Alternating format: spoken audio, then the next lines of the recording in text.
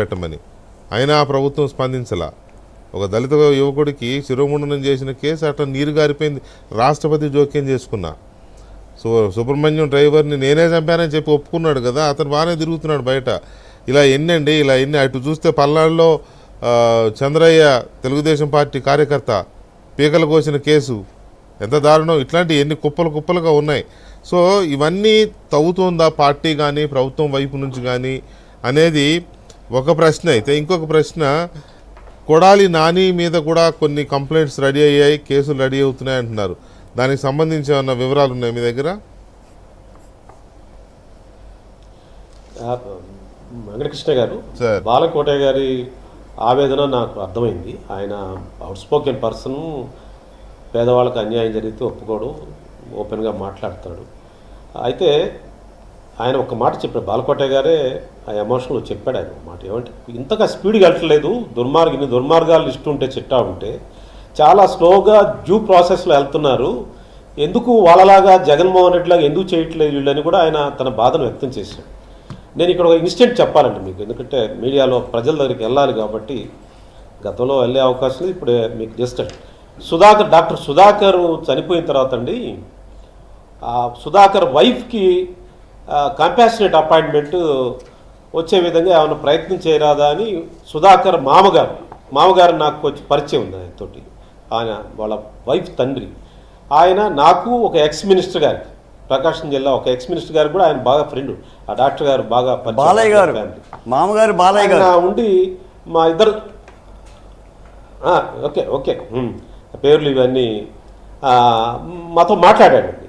మాట్లాడితే ఆ మినిస్టర్ నేను డిస్కస్ చేసుకొని, అసలు ఈ విషయంలో కనుక మనం జగన్ గారి దగ్గరికి వెళ్తే నా మంత్రి పదవి వద్దన నేను అన్నాడు.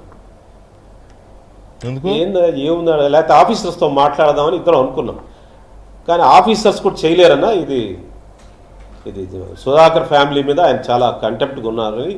అప్పుడు మేము ముగ్గురు, వాళ్ళ ఫాదరు అంటే ఆ అమ్మాయి సుధాకర్ వైఫ్ వాళ్ళ ఫాదర్ అంటే మామగారు, ఆ మంత్రి గారు, నేను మాట్లాడుకుని చాలా చింతించాను అంటే ఎట్లా అని. తర్వాత ఏదో మరి ఆ ప్రాసెస్ ఎట్లా జరిగిందో మరి ఇప్పుడు ఏ స్టేజ్లో ఉందో కూడా నాకు తెలియదు. మళ్ళీ వాళ్ళు నన్ను కాంటాక్ట్ చేయలేదు. అంత ప్యానిక్ సిచ్యువేషన్ అండి దళితుల విషయంలో. ఇప్పుడు సుబ్రహ్మణ్యం హత్య కేసులో ఉన్న అతన్ని ఎమ్మెల్సీని వేసుకొని ఎంత సరదా తిరుగుతున్నాడండి జగన్మోహన్ రెడ్డి గారు, ఎంత నవ్వుతూ తిరుగుతాడండి అక్కడ ఆ ఎలక్షన్ ప్రచారంలో. మన తోట త్రిమూర్తులు శిరోమండనం కేసు శిక్ష పడితే ఆయనకి మళ్ళీ ఎమ్మెల్యే టికెట్ ఇచ్చాడు. ఈరోజు కూడా ఎమ్మెల్సీ నుంచి కంటిన్యూ అవుతున్నారు వాళ్ళిద్దరు. కనీసం వాళ్ళిద్దరు ప్రస్తుతం టెంపరీగానే పార్టీని సస్పెండ్ చేయొచ్చు కదండి. అతను జగన్మోహన్ రెడ్డి చేయడు అతను. అందువల్ల జగన్మోహన్ రెడ్డి ఇంకో రకంగా ఆలోచిస్తాడని రేపు వంశీ దగ్గరికి వెళ్ళి ఇంకేదో బీద పలుకు ఏముండదండి. జగన్కి ఇలాంటి ఇష్టం అండి, ఇలాంటి హింసా రాజకీయాలు అంటే ఆయనకి ఇష్టం. ఆయన నుంచే పాలిటిక్స్ ఇలా తయారవుతున్నాయి. Root cause is Jagan. వీళ్ళందరికీ ఇందాక మీరు చెప్పిన పేర్లు, చాలా పేర్లు అవన్నీ ఈ కేసులో ఉన్న వాళ్ళందరికీ because of Jagan they are made like that. అందువల్ల ఈ రూట్ కాజ్ని ఎలిమినేట్ చేయాలంటే ఒక రాష్ట్ర ప్రభుత్వం వల్ల సాధ్యం కాదండి. రాష్ట్ర ప్రభుత్వం ఒక సాధ్యం కాదు. ఇది నేను చెప్తున్నా యాజ్ ఎ లాయర్గా, నేను ఎక్స్పీరియన్స్తో చెప్తున్నానండి. దీన్ని రూట్ అవుట్ చేయాలంటే, దీన్ని ఎలిమినేట్ చేయాలంటే కేంద్ర ప్రభుత్వ సంస్థలు కూడా జోక్యం చేసుకోవాలి. కేంద్ర ప్రభుత్వ సంస్థలు ఎందుకు జోక్యం చేసుకోండి? నా దగ్గర ఒక 100 కోట్లు ఉన్నాయంటే రాదండి, ఈ రాదా? 1,00,000 కోట్లు సారా కుంభకోణం జరిగితే దాంట్లో 30,000 కోట్లు ఒక మనిషి తీసుకున్నాడంటే ఇంతవరకు ఈడీ రాకపోవటం ఏంటండి, సిబిఐ రాకపోవటం ఏంటండి? ఆయన రిపోర్ట్ ఇస్తారండి. అందువల్ల నా రిక్వెస్ట్ ఏంటంటే, ఇదేదో ఈ క్రిమినలైజేషన్ ఆఫ్ పాలిటిక్స్, ఇప్పుడున్నటువంటి ఈ వంశీ లాంటి వాళ్ళు, ఈ క్రిమినల్ యాక్టివిటీస్లో ఉన్నవాళ్ళు, ఈ దుర్మార్గులు చిట్టా అంతా మీరు చదివారు. ఇట్ ఈజ్ ఓకే, కేసులు ఏదో డ్యూ ప్రాసెస్లు జరుగుతూ ఉన్నాయి. కానీ దీన్ని ఎలిమినేట్ చేయాలంటే ఒక రాష్ట్ర ప్రభుత్వం వల్ల, ఏజెన్సీస్ వల్లనే సాధ్యం కాదు. దీన్ని మొత్తం కూటమి ప్రభుత్వము ప్రజల విశ్వాసాన్ని తీసుకొని కేంద్ర ప్రభుత్వ సంస్థలు ఇన్వాల్వ్ కావాలి. ఏంటి ఇలాంటి వాళ్ళు రాజకీయాల్లో కొనసాగించటం? క్రిమినల్ ఎంత వంశీ ఏంటండి, వంశీ చరిత్ర ఏంటండి? ఏం చేశాడు? హైదరాబాద్లో ఏం చేశాడు? గన్నవరంలో ఏం చేశాడు? విజయవాడలో ఏం చేశాడు? అంతా చాలా దుర్మార్గం. చెప్పుకుంటే వాళ్ళ ఇంట్లో టార్చర్ ఛాంబర్ ఉందండి. మీరు చెప్తున్నారు చూసారా, వాళ్ళ మీరు చెప్పిన ఒక 3-4 పేర్లు ఆ. మీరు చదివిన 3-4 పేర్లు నేను చదవటం బాగుండదు. వాళ్ళ ఇళ్లలో వంశీ ఇంట్లో ఇంకా 2-3 మా గుంటూరు జిల్లా రాజకీయ నాయకుల ఇళ్లలో ఒక టార్చర్ ఛాంబర్ ఉంటుంది. తీసుకెళ్లి పోలీసుల ముందే ఇంట్లో కొడతారండి, లాంటి కర్రలు దీని పోలీసులు లాంటి కుర్రోళ్ళు ఉంటారు వాళ్ళ దగ్గర. నిజమా? Torture chamber is there. It is true అండి. మీరు అడగండి, ఆ విక్టిమ్స్ని అడగండి, చెప్తారు. వంశీ ఇంట్లో టార్చర్ ఛాంబర్ ఉంది.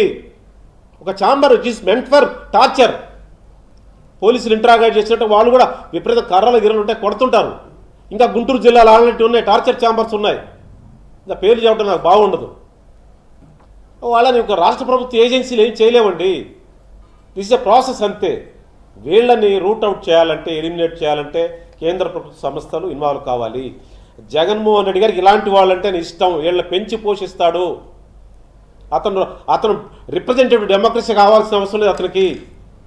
అతను ఈజ్ అగెనిస్ట్ డెమోక్రసీ అండి. రిప్రజెంటేటివ్ డెమోక్రసీకి అగెనిస్ట్ అతను. అంబేద్కర్ రాజ్యాంగంలో రిప్రజెంటేటివ్ డెమోక్రసీ కావాలని చెప్పాడంటే ప్రతినిధులతో కూడిన ప్రజాస్వామ్యం కావాలన్నాడు. అంటే ఎమ్మెల్యేలు ఎమ్మెల్సీలు కావాలి, రాజ్యసభ లోక్సభ ఉండాలని చెప్పాడు. జగన్మోహన్ రెడ్డికి వ్యతిరేకము.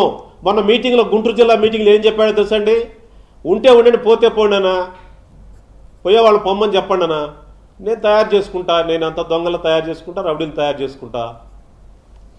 అవును మరి మర్యాద అసలు ఉంటే చెప్పండి. కాదు, డైరెక్ట్ చెప్పాడు. బుద్ధిమంతులను తయారు చేయడం కష్టం ఆయన కానీ అలాంటి వాళ్ళు politics లో దొంగల్ని ఉండి రౌడీని పెట్టండి. తయారు చేయడం ఎంతసేపు చాలా ఈజీ. ఇస్తానండి అంత దొంగల్ని, క్రిమినల్స్ టికెట్లు ఇస్తాడు రేపు. క్రమశిక్షణ నేర్పడం కష్టం కానీ గాలి చెప్తున్నాడు, అతను ఓపెన్ చెప్తున్నాడండి. రహస్యం లేదండి. ఇక్కడ ఉన్నవాడు సిగ్గుతో ఉంటావేనండి. ఉన్నవాళ్ళు ఏదో రాజకీయాల్లో ఉండాలని ఉంటుంది తప్పితే, ఇప్పుడు మర్యాదస్తులు ఉంటే దాంట్లో ఉండడానికి వీల్లేదు. చెప్తున్నా, ఓపెన్గా చెప్తున్నాడండి అతను. ఈజ్ అగెనిస్ట్ రిప్రజెంటేటివ్ డెమోక్రసీ అండి. మీరెవరు రిప్రజెంటేటివ్ కాదు. నేను పెడితే నేను పదవులు ఇస్తాను మీకు, నేను ఇస్తే మీరు ఎమ్మెల్యేలు అవుతారు. మీరు ఆర్గ్యుమెంట్, మీ సలహాలు నాకు అవసరం లేదు. మీకు చేతనైతే వాళ్ళు చంపండి, పొడవండి, తిట్టండి, కొట్టండి, హింసించండి. That is your duty. That is openly telling. అతన్ని రాజకీయాల నుంచి ఎలిమినేట్ చేయాలంటే ఒక రాష్ట్ర ప్రభుత్వ ఏజెన్సీల వల్ల ఏమవుతుందండి? It is very big process అండి. దాని గురించి ఎవరు థింక్ చేయట్లేదు.